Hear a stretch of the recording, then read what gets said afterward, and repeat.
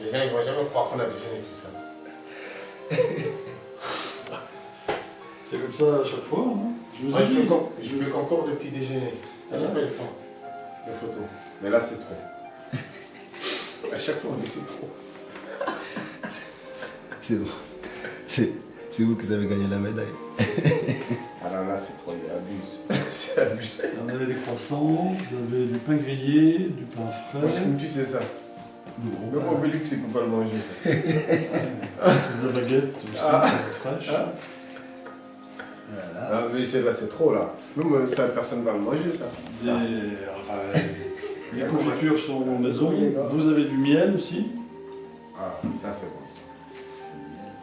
Voilà, si vous avez besoin de quelque chose, il suffit de me le dire. Vous avez du sucre de canne, du sucre blanc. Vous avez des yaourts également. Bifidus. Moi aussi, je vais filmer ça. Pour le café, C'est ça en bas. c'est pour la dernière goutte, ça.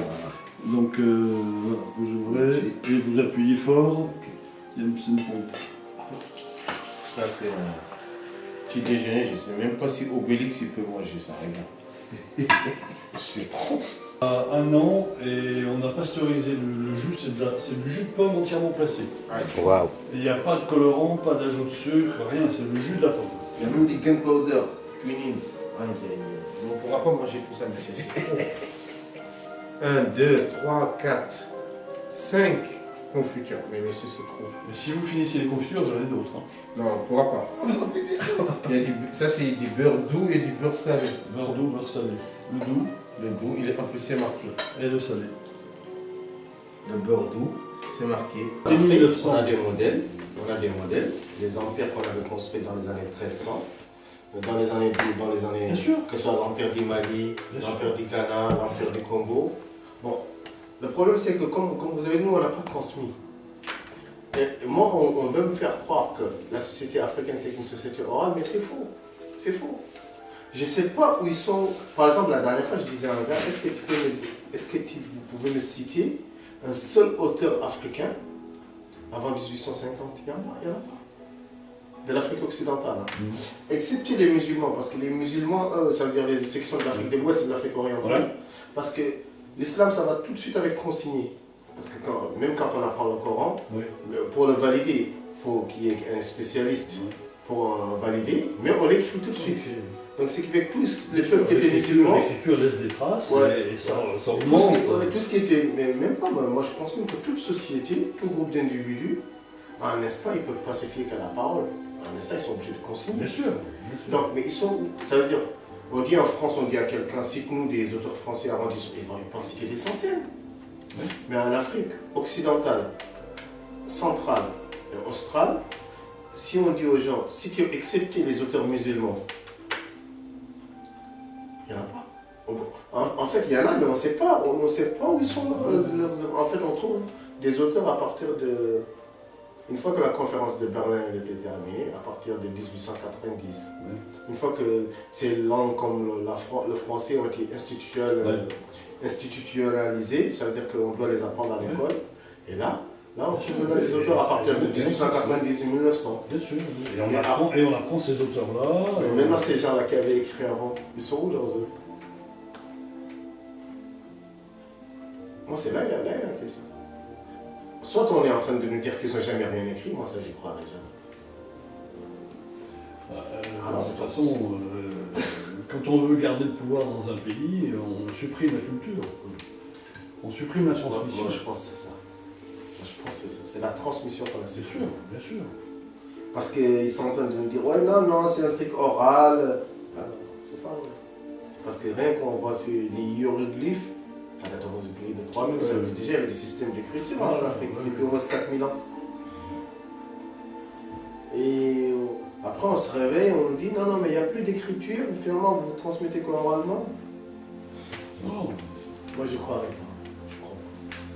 Bon, c'est vrai qu'on a coupé, mais il y avait, la dernière fois j'écoutais un savant, il disait que pour manipuler un peuple, il faut lui enlever son histoire. Bien sûr. Comme ça, comme il n'a pas de repère. Comme il n'a pas de repère, on peut lui dire ça et ça. Je dis, les Khmers rouges au Cambodge ont tué tué, il y a eu 3 millions de morts. 3 millions de morts, et essentiellement des ancêtres, des anciens qui transmettaient. On coupe la culture quand on éradique les gens qui transmettent. Et on peut diriger plus facilement les jeunes qui sont acculturés, qui n'ont qu'une culture. Ouais, c'est ça. Ouais, comme ça, on leur fait penser ce qu'on veut. Parce qu'ils regardez Daesh. Daesh, il enlève des enfants et à 6 ans, 8 ans, il leur explique que c'est ça, c'est ça, c'est ça, et tu dois faire ça. Et les jeunes, ils croient que c'est la vérité. C'est vrai. Entièrement. Moi, je pense que c'est ça qu'on a fait en Afrique. On a supprimé, toutes les formes d'écriture, tous les auteurs, tous les penseurs, parce qu'à partir du moment où il y a un groupe d'individus, il y a des manières de codifier la vie. Mais là, on est en train de nous faire comprendre que... Ok, il y avait des sociétés, mais ils n'ont jamais rien consigné. Mais je pense quand même si on donne quand même de l'argent à quelqu'un, même s'il y a des témoins, on va quand même consigner, parce que le témoin, il peut mourir. Ouais. On prend quand même tout le temps des trucs de sécurité, ça c'est un réflexe de l'homme quand même. On peut oublier, le témoin il peut mourir. Après, mais je pense que c'est la transmission qu'on a ratée. Ça a été organisé.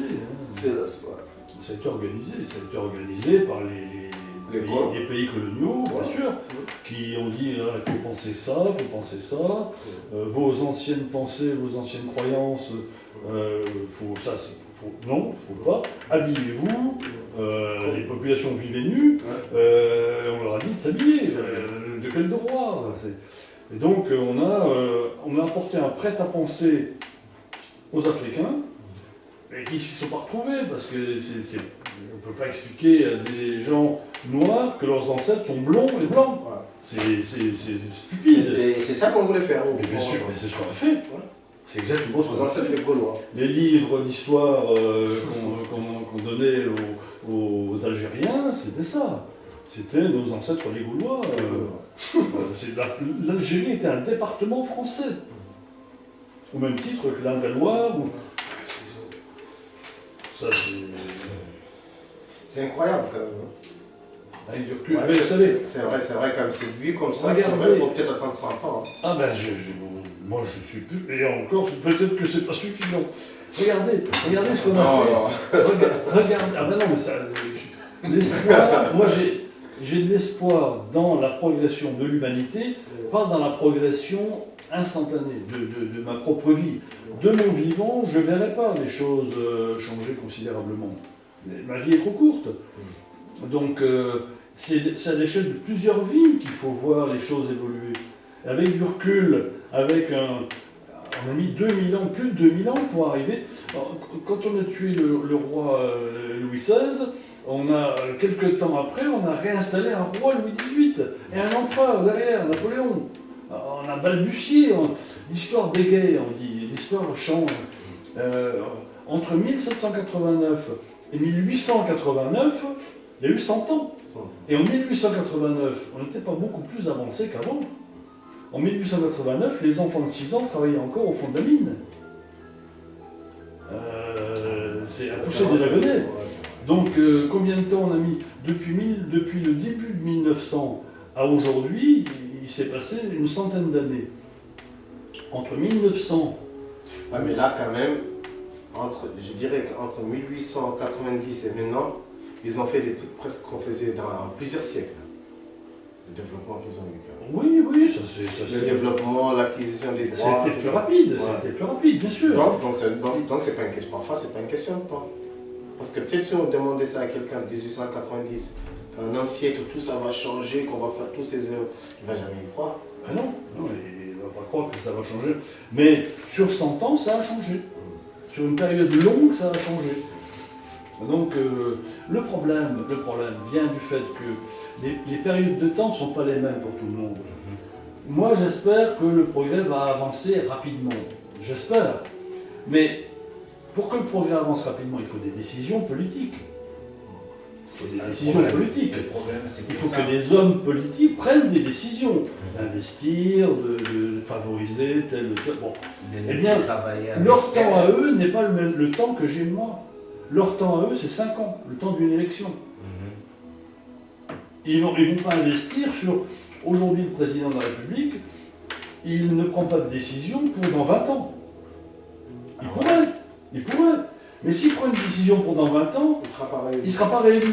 Donc, il ne prend pas cette décision qui serait bonne pour la pollution, pour... Regardez, la COP21, on devrait prendre des décisions pour éviter la pollution. On ne les prend pas. Parce que c'est des décisions très long terme. Sur le nucléaire, sur... bon, on prend des décisions court terme qui vont plaire. On prend l'éolien. L'éolien, ça, oui, c'est un sujet assez consensuel. C'est un sujet qui peut convenir. On est d'accord. Bon. Mais le nucléaire, ça divise. Donc, on n'explique pas quand on paye, quand on dit que l'électricité nucléaire coûte moins cher, on n'explique pas qu'il faudra mettre beaucoup d'argent pour démonter la centrale quand elle arrivera en fin de vie. Parce que si on ajoutait le prix du démontage de la centrale au prix qu'elle a coûté pour la construire, le prix de l'électricité ne serait pas le même. On néglige, quand on dit l'électricité nucléaire coûte moins cher que l'autre, on oublie le prix que ça coûterait, ça va coûter pour la démonter. Pour enfouir les déchets nucléaires, pour les neutraliser, pour en faire quoi? Tout ça, c'est des visions politiques. Moi, quand je serais président au Cameroun, je mettrais des mandats de 10 ans pour les chefs d'État. Ça serait une bonne chose. Ça serait, parce on avait un mandat de 7 ans en France, on l'a mis à 5. Connerie, c'est une connerie. Il n'a pas le temps de travailler. Il n'a pas le temps.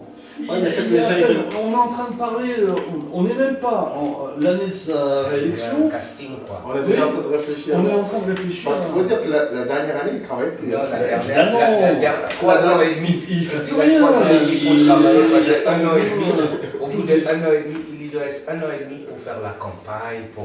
oui, donc en fait 5 ans, c'est 3 ans et C'est demi. 3 ans. 3 ans et demi, c'est vrai. C'est pas sérieux, c'est pas sérieux. Comment voulez-vous faire bâtir une politique sérieuse en 3 ans? Impossible. Ils visent leur réélection, donc ne frachons pas les électeurs. Bon, si même en France c'est comme ça, qu'est-ce qu'on va dire en Afrique? Mais en France encore, ils ont peut-être ils sont peut-être corrompus, mais ils ont une petite conscience quand même. Nous, ce qu'on a, ils n'ont même pas de conscience. Moi, c'est ça qui m'énerve. C'est-à-dire, en plus, ils sont plus riches que ceux qui sont en France. Bien sûr. Oui, évidemment. Ils sont largement plus riches que ceux qui sont en France. L'écart entre les riches et les pauvres en Afrique est bien plus grand qu'en France. Ah oui.